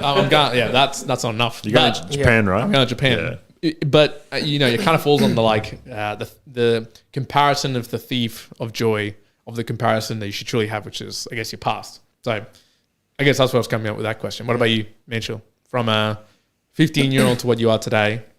Is it exactly what you wanted? Has it changed? Well, it's a bit similar to yours in some respect, but I think as a really young kid, I used to want to become the manager of Manchester United, like football club, you know. So, like for real? Yeah, exactly. Okay. I wanted to be a manager. That's like a football manager. Okay. Yeah. Although at that young age, I had some expectations from like society and parents, be like, do science, maths, whatnot. And as I went to high school and came to Australia, it used to be I did. With you guys, there's similar subjects as you, and engineering was one of them, and aeronautical engineering was that, and we soon came to realize in UQ that was a pretty crazy subject to enroll in. So I followed Kyrin's footsteps to be in mining engineering. And you were like, no. And I was like, oh damn, no, and I soon found out that working remotely wasn't my best, wasn't really fun. But did you do vacation work? How? I did, yeah. Where? I did a few places. North Parks, which was a Rio Tinto mine. Did New Auckland coal. Yeah, so a few places. Yeah. Can you so for those who don't know, what happens with the engineering degree is typically you have to do 12 weeks of paid work I think paid work to graduate, and you have to get this signed off, and then that will allow you to get your degree, as Stephen will attest to, because he got his degree how many years after he finished all the subjects? Yeah, a little while later. And I remember, Mansheel, you did vacation work with Rio Tinto, and then that seemed to be like a shoe-in, right? Like if you do vacation work with a company and you don't do terribly, you're more like it's almost guaranteed to get a job. And I remember you had an offer, was it for to work as a graduate? Yes, I did. And then they pulled it away like last second, right? Yes. So what was up with that? So I did have an offer, and the particular mine that I was supposed to be in, and this was the same time when prior to this, the mining boom was going up and up and up. And then China or someone they stopped sort of importing minerals from Australia, and there's a crash, and for a very short period of time, people were not hiring as much anymore. So that particular mine that I had got an offer in, they were closing down in a few months' time. So stop the graduate program, we can't do this anymore. So got the offer, and they got told no, it can't happen. So damn. Then just stay back. I was like, look, I'll stay back in uni. I love the uni life. So, I did my master's in finance, accounting. So, did sort of the EY route and the Big Four accounting consulting firms. route. Yep. And I just stepped away from it, doing your own. Yeah, exactly. No, I think it was always based on similar to you, Juan, in terms of prestige, in terms of a consulting firm, because you're in Accenture and whatnot, doing that, working at the hardest possible to climb the corporate ladder. Last year, I sort of realized, look, it's a bit unsustainable of working in the weekends, working late hours all the time. If I looked at a future with a family and with a partner or whatnot, can this be sustainable? So look, no, probably not. Yeah. And I did ask you. I remember coming to a barbecue right over here. Yep. Exactly. And I was like, because I had so much obviously my family and pressure and my partner in terms of trying to step down from that sort of high pace, high work life environment. And deep inside, I still had that sort of feeling of this is me. This is what I've been doing since I graduated. Working really hard, working long hours all the time. So I was like, look, I need to talk to Juan, because from what I always remember from you is you used to be like that person. You used to sort of always be let's just do it, work hard, do the climb corporate ladder. So I was like, look, I need to get Juan's advice. And when I spoke to him, he was like, oh, no, you should concentrate on what matters, and climbing the corporate ladder isn't the wall. You need to look after yourself. And then I realized, look, that's something I need to focus on. So it was a good choice. No time for hiking. If you know no time for hiking if you're doing consulting. Exactly. And now I've been gym consistently. So I'm gonna slightly change the question. Is there any questions at all that we got on tube, by the way? No, but we didn't ask Stephen about becoming 30. Becoming 30. Well, the life you live now compared to what you imagined. Well, I deal with this on a daily basis with my partner because she compares herself to a lot of people. Where she lives, it's very showy, very superficial. Malaysia. Yeah, but Very Gucci. I find it a bit. It's almost neurosis or neurotic to sort of dwell on what other people are doing or what you could have been, and rather not just focus on moving forward. But I guess in that same vein, I look at myself and I think, when I was 15, 16, 17, 18, I didn't think I'd get into 2 long distance relationships in a row. True. Nobody wishes that upon themselves, but I sort of just fell into it. And look, it's been a long, hard slog, but I'm hopefully going to make it work in the next year. But that's probably the main thing that I think of at the moment. If I had to compare myself to my younger self. Yeah. Okay. Yeah. All right. Well, we haven't heard from Brodie, but I'm gonna spin this question slightly and make it a little bit deeper, Brodie. All right. Why do I get the deep questions? A little bit deeper. So similarly, again, repeating it, we're sort of talking about, hey, when you're 15 years old, how old you are today in terms of, hey, are you like living up to what you thought it was? Is it different, but slightly different here, this question, which would be looking at it now compared to what you are, 15, looking at what you are now. Do you think, and does it matter to think, have I made my parents proud or my friends proud? That is so deep. Why do I get the question? I thought you get. No, that's okay. I think it is important to at least, you get the pressure, right? Like Mansheel was just talking about getting the pressure from his parents to perform and do this, go about it this way. So you want to impress them, you want to make them happy. But I think, like I know from my own experience, I think they're just happy that, like, I'm healthy, I'm happy in my life, I'm doing what I want to do. And I think that's all, any parent can ask, that their kid's grown up and they've had a good life and they're going about it. And as long as we are happy, our parents are probably happy. Otherwise, I don't think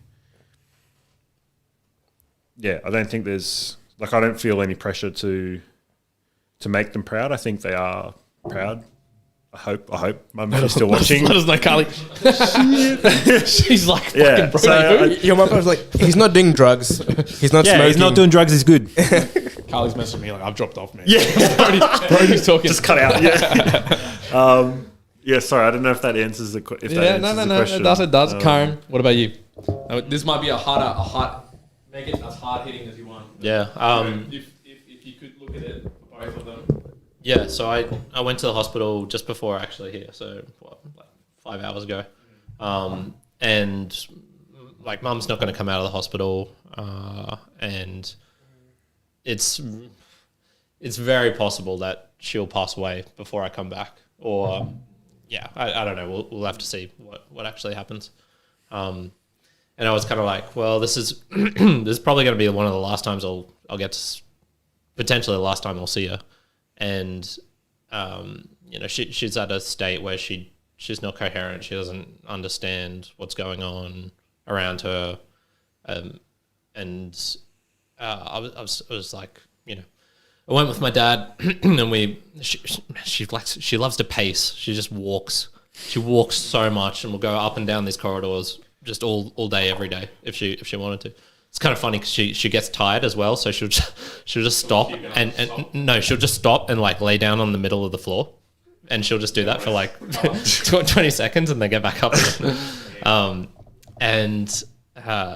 As I was like, Dad, I'd just like to spend a little bit of time with just Mum before I go, and we did a couple of laps, and I was just kind of like talking to her / at her, and that was one of the things that came up where I was like, I hope I've made you proud, and I don't even know what that would have meant for her. I never really got that chance to ask her, but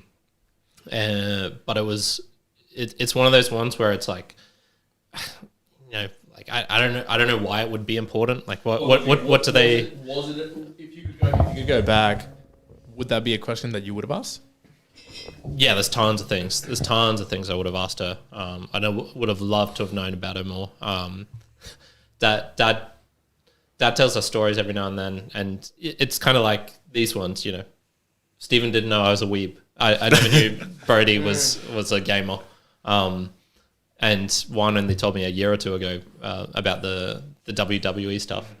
My mum apparently went to like Woodstock in New Zealand when it was like before it was cool to go to Woodstock and things like that. And yeah, there's tons of things I would have loved to have known more about her.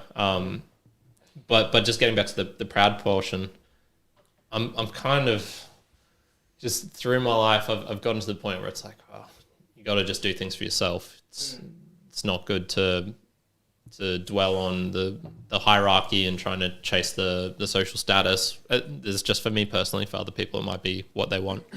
And I was kind of thinking like, why would it even matter to me if I made mum proud, and what would that even matter? What would that have looked like? But it was still something that came out whilst I was talking to her. I was like, I hope I made you proud. Yeah, I don't have more to add to that. It was just, other than that, it is something that does seem to be very important, even though logically speaking, I wouldn't have been like, this is important to me. Yeah. Mansheel? So I think, you know how I mentioned my parents has certain expectations, like of... You didn't meet them?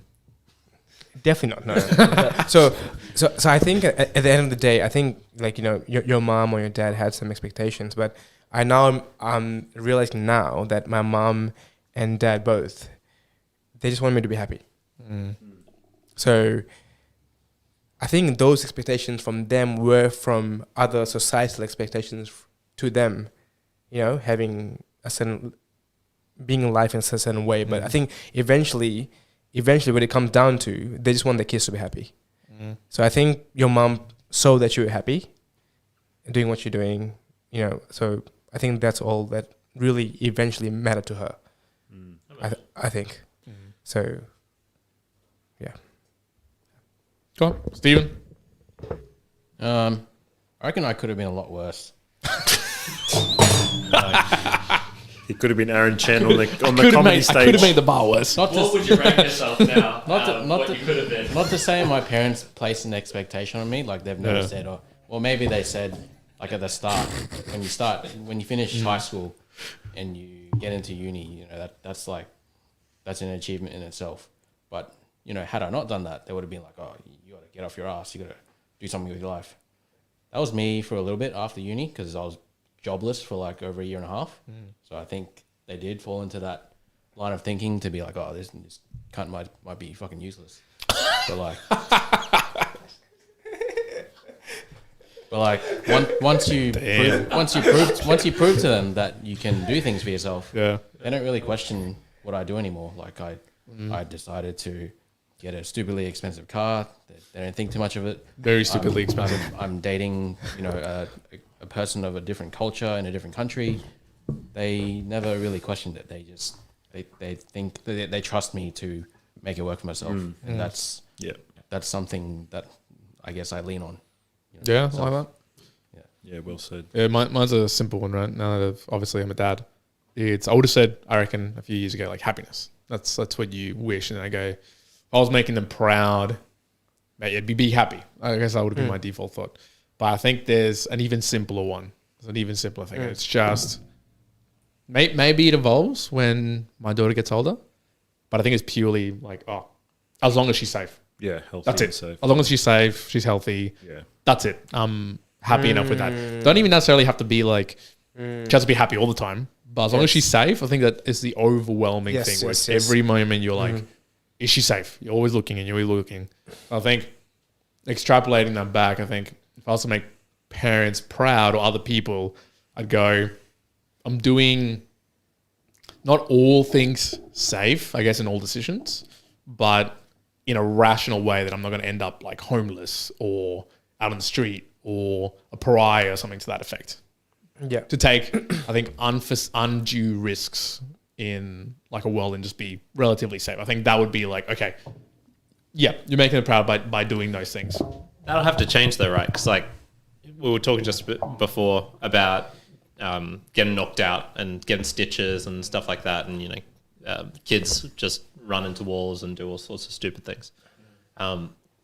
Man, sounds like you're gonna be a helicopter parent over here, Juan. What do you reckon? Maybe I will. I think I will be. And I wouldn't have said that I would have been like a helicopter parent beforehand. But it's hard not to be a helicopter parent. I'm gonna call it out to the helicopter parents. Like it's very much like shit. I don't want shout out to helicopter parents. Yeah, I'm one of you motherfuckers. So you know, I think I see my mum. My mum's a helicopter parent. She doesn't even know what that is, but she is. She'll know. Same as my parents, man. She'll know. She'll know what it means. Helicopter parents. Yeah. And part of it, I think, now also looking at it, it's like it comes from a lot of love. Like you want to make sure that they're safe. And I think on the other end, as a kid, you're like, "Fuck, what's going on?" You're like all over me. Comes from a different location, and I think you don't understand it until a certain point in time. You're like, okay, I see it. One more deep question. Yeah. I don't know how long you guys can stick around for. What's the longest you guys have been live for? What's the longest you guys have been live for? Let's beat that. Live for? Yeah. We've been live now for like 2 hours now. Yeah, this is past, isn't it? Yeah. Good. We'll kick off with longest podcast record tonight, actually, guys. I think the longest podcast ever was 40 something hours, something like that. What? I mean, yeah, it's like 2.5 days. For me, more. Oh, for me, more for sure.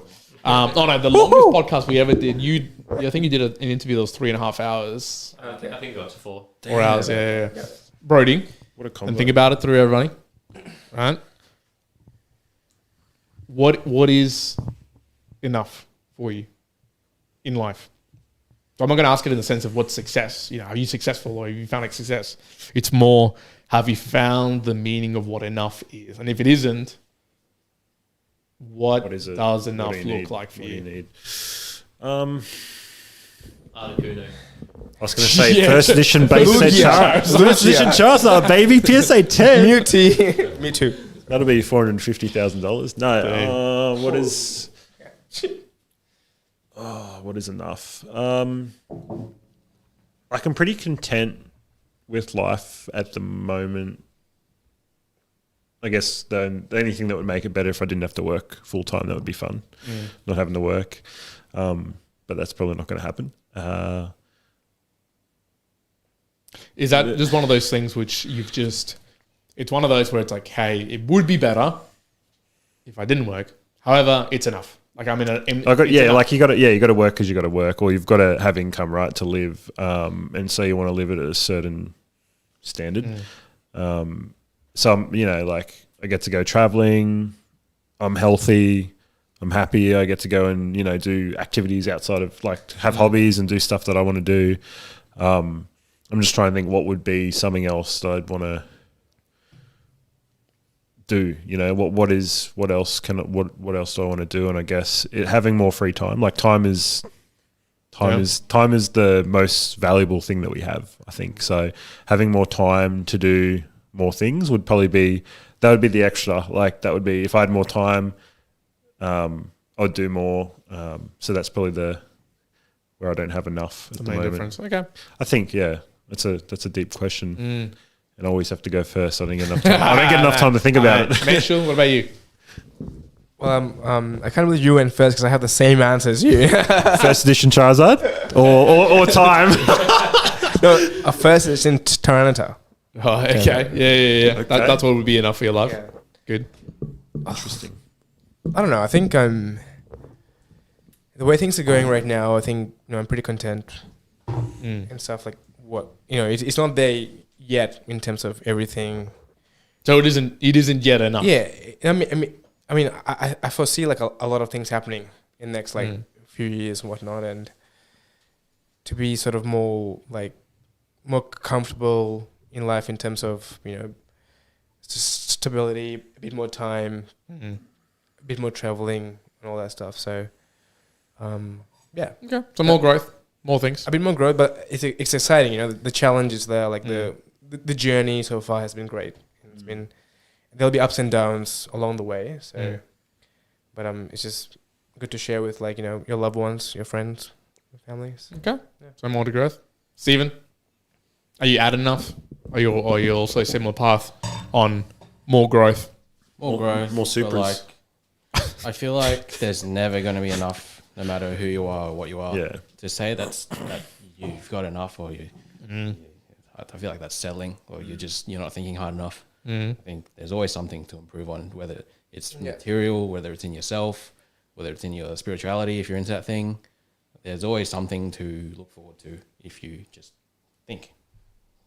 Because if you don't think so, then not good enough. Stop living. Yeah. Okay. Kyrin. I think that comes back to having time, right? Like, wisdom bombs over here, Stephen. No. I think that's in a certain extent. It's the meaning behind it. If Juan had said what you said, I would have been like, this dude knows nothing. Yeah, shut up. Here we go. A half an hour conversation about this. You said content. I'm pretty sure Brodie said content. I'm pretty sure someone else did as well. I'm happy with content, like wishing, because it was like wishing happiness on my kids. You know that because when I was like, because that's the thing. Like parents would probably see, to be happy, he'd have this sort of lifestyle because this is what I found happiness in. And I just remember my dad advising me against quitting Rio Tinto and kind of breaking up with my girlfriend at the time. And if I'd stayed in that job and that relationship, it would have been awful. Like I would have had the trappings of success, but I would have been inwardly deeply depressed, and that would have been terrible both for her and for me. The other thing with enough was, I think that's it. I think there was another thing I had in my mind, but it's gone. It's gone. Gone to the ether. Yeah, I mean, similarly, contentness, but I don't know the wording of enough. I'm like, I think sometimes you can get all creative with saying like, oh no, I have enough. But I think I agree with Stephen in the relation of you remembered the relation of I think if you're not growing, if you're not, I think there's a pleasure in the evolution of getting somewhere else and almost admiring oneself to be where you are, and then enjoying the growth of the story that comes with what follows as well. What was the thing that you remembered? I don't know if the similar experience for you guys. There was probably 2 or 3 things where if I died before I had done these, I would have regretted. I wish I would have gotten them done. Getting laid for the first time was definitely one of them. Traveling Latin America was another. Those were probably the big 2. There's a couple of others which are similar, close to. But if I hadn't done those, I would have regretted not. I never had like that thought of like, I need to do this before I die, or I'm like gonna regret it. Everyone's like, got a bucket list, though. Sure. Yeah, bucket list of stuff. But I never thought of it as like in those words saying, I better do this before I die. Yeah, but it's more like, those 2. Yeah. So I've still got a bucket list of tons of things to do. I'd say I'd have a bucket list of stuff, but not a. If I don't do this, it's the end. It's it's the end of the world for me. I think I would have regretted not having a child. I think there's a certain amount of emotions and experiences that you get from that. It's like, and lack of sleep. Yeah, and lack of sleep. But you almost can't. Yeah, you definitely. I think that's one of those. Maybe there's a few different examples as well where, as much as I could try and illustrate, maybe I'm just not good enough with words or writing to explain what the feeling is like. It's like, there's a certain different feeling to that where you're like, oh man, this is. I think the closer for me would be like a gym session, like a gym session, like a really good gym session where you're just like in the flow, everything's amazing, you don't want to leave, you're lifting all the good stuff. That like level of euphoria, I guess I would say, it's like a comparison to me on like today, going and hanging out at the beach with my girl, and like I walked from where we were standing all the way, like with her hand in my hand, walking all the way down to the beach. And I was like, damn, like this is like, you don't want to be anywhere else. You're not thinking of anything else. It's just like, cool. When Vienna grows up, I'll be like, yo, your dad loves you as much as a really good gym session. I was just thinking like gym session equals good day with me. Yeah. Create quotes from each podcast, like the best. And it'll be that. I loved you. I loved you as much as a good gym. Stephen's quote before as well about what was the shoe quote about keep one Rocket. Rock one and stock one. rock one and stock one. That is, I love that. That's a good one. That's a good one. By the way, you mentioned, have you got anything that you're like, oh man, that was like I'm really glad I did that before I died type of deal, or still exists in like a bucket list of sorts? Yeah, I think one of the things is going on to Everest, the Himalayas, and You're gonna hike Everest? Going. I mean, Base camp. I haven't like been. The climbing up the top is something extreme, so it might come, it might not, but at least the sort of the. This would be like Cradle Mountain all over again. You'd be like, I'm going to do it. I'm going to do it. I'm going to do it. Just to clarify, I think the difference between what I was talking about and bucket list is typically usually just thing you want to do. It's like, this would be really fun, or this would be exciting, or something.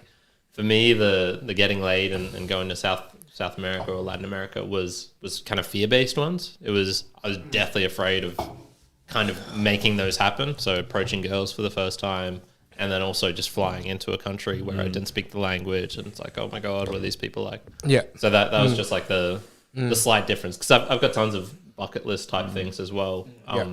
But which aren't, if I never see the Northern Lights, it won't be that. I won't say, I wouldn't be like in the clouds or down below or whatever, being like, oh shit, I regret my life because I didn't do that thing. Whereas if I didn't do those other two, it would have been like I was too weak. I was too weak to make it happen. Because that's what I was trying to say, is like the differentiation. I've never had something that I've been like dead set. If I don't do this, like it'll be the end. The end of my life if I pass away. But definitely the bucket list stuff. There's so this question is another one. I don't know. Mansheel first, surely. Nah, hit me. I'm ready. Hit me. I'm ready. Well, whoever can post the answer to this one. So I feel like for females, it's very easy amongst friend groups or connections, or even relatively well-connected groups, to be able to vent about life, all the suffering of life, all the sadness of life, all the shit stuff that happens in life. Where I'm trying to really think hard. I don't think I've ever been part of any group of guys where we've ever like sat down to talk about, oh man, I had a really shit day today and this happened, man, and I feel sad and I feel terrible. Like I could probably count single fingers, like one hand, when I might have gone to a friend or something and be like, fuck, I feel terrible. I think I went to Brodie when I broke up with Jane. Yeah, I remember that was probably like one of the only times I've ever done that, right? And to like go talk to somebody. Have you experienced it? Like, have you ever been in a group with guys? Because I think girls can be different. With guys where you've actually been able to go, yep, man, I'm going to share like, fuck, I am not doing good. This is really bad. Because I think a lot of the times it can be so easy to not know that and just kind of offhand say it and be like, oh yeah, I wasn't really doing that well that last week. Have you encountered that before? And if you have, what's the difference? How has that become a thing in comparison to everywhere else where maybe it doesn't happen by default?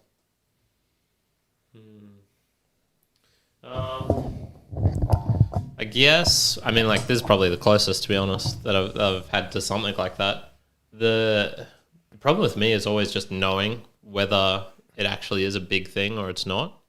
I don't know if it's the same for you or it's just how I work, but it takes me ages to like properly process something and be like, okay, all those decisions I was making were as a result of this thing.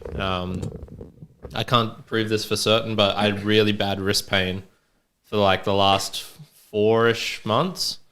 And it was pretty not long after Mum really started getting bad and ill, where it was like this thing just happened to my wrist, and I couldn't make rhyme nor reason of why I was getting such bad wrist pain. And something similar, I guess, related to like breaking up with my ex Andrea.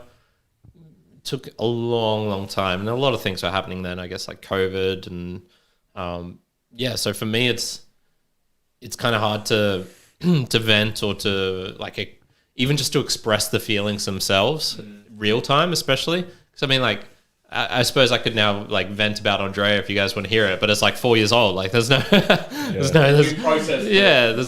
no point to it. So yeah, for me, it's always been, it's kind of been unnecessary because it takes so long to figure out for myself. Steven, Mansheel, Brodie. The one random thing I remember Mansheel is Mansheel? yeah, this guy. Who the fuck's that? Whether it's funny or not, he'd sometimes randomly come up to me and tell me of his bodily ailments, and I never. It ain't weak to speak, Mitch. Yeah, I never saw it as awkward. I was just sort of being open, like. I won't go into detail, but because you guys are always laughing. Wait, what did you say? Sorry? What did you say? It's all right. Man, sure, you're the best. You're the best. But no, what was it? Sorry, I didn't catch that. Yeah, say it, Steven. You want me to Say tell it. him? Tell us. No, not tell them. Bodily ailments. Body ailments? Yeah.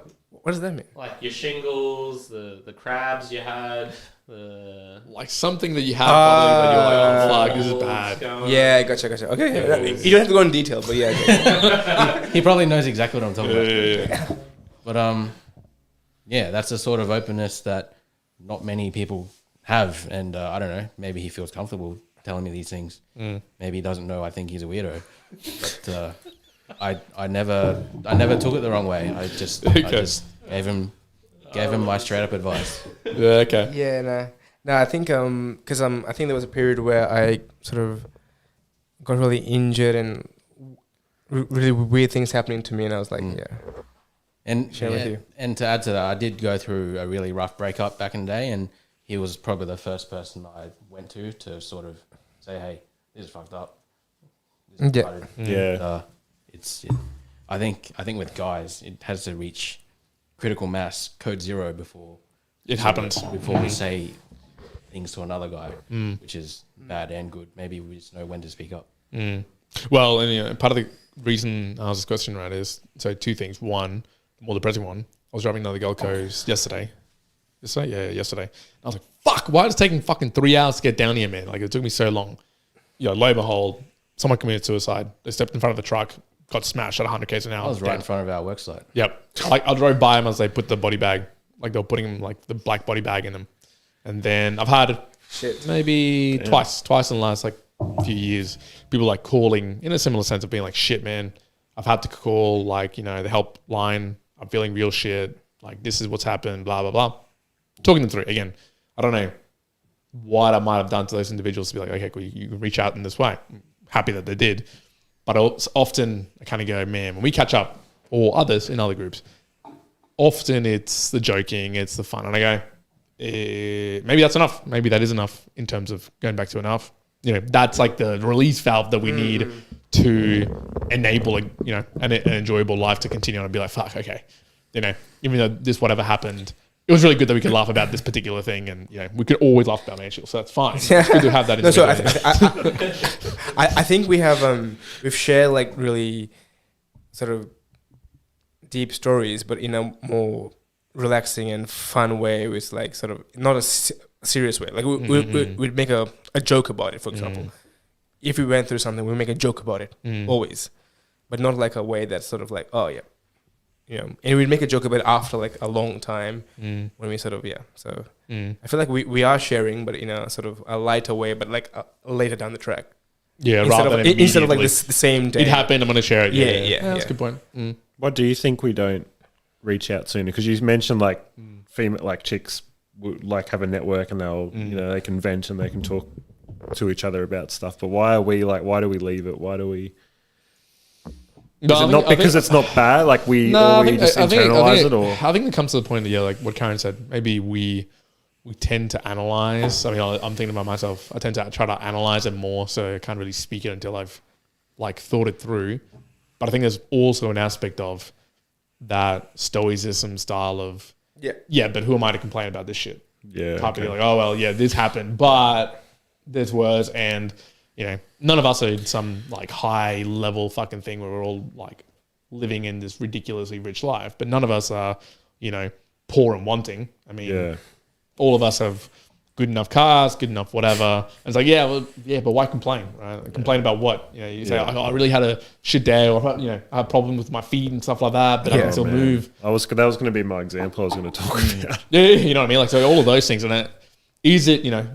I kind of think that maybe it's a bad thing that people don't talk about more immediately, because maybe it can either help you alleviate it in a quick way. Just difficult. I think it's just more difficult for the way that male groups are set up to interact than it is in probably other spaces. Yeah. It's good to talk about stuff, right? Yeah. Like I'm currently acting up in a role at the moment, and when I got it, like in the first week, I was like, holy crap, like I can't do this. And now I've been doing it for the last 3 months, and we're out the market for a new person anyway. I'm going to go for it. But long story short, I'm like in it, doing it now, and I'm like, I was stressing out over nothing.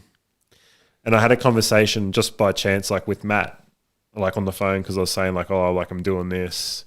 And it wasn't like I didn't really, like it was nothing. Like in hindsight, it's nothing. And like I had a chat to him about it, and basically said, like I'm kind of like nervous about doing this. I don't really know what I'm in for, sort of thing. I've never done this. Like in hindsight, it ended up being nothing. But that was, a conversation. And I look back at the conversation, I was like, I probably didn't need to tell Matt that. Like just what you were saying before about like, like we don't need to tell people about that. I'm like, Matt probably didn't need to know about all that. But then again, like at the time in the situation, I was like, fuck, what am I doing?